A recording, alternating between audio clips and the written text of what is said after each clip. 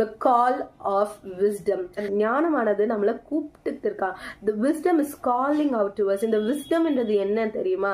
தேவனோட வார்த்தைங்க தாங்க. தேவனோட வார்த்தை நம்மளை கூப்பிட்டு கொண்டு இருக்குதாம். எதற்காக?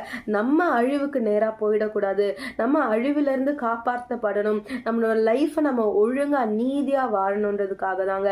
ஆனா நம்ம எப்படி இருக்கோம்னா, ஞானம் கூப்பிட கூப்பிட ஞானம் சொல்றதை கேட்காம, தேவ வார்த்தைக்கு நம்ம பிடி கொடுக்காம, செவி கொடுக்காம நம்ம அதை விட்டு விலகிட்டே இருக்கோம். ஆனா இன்றைக்கு அந்த 23ஆம் வசனத்தை நீங்க பாருங்களேன்.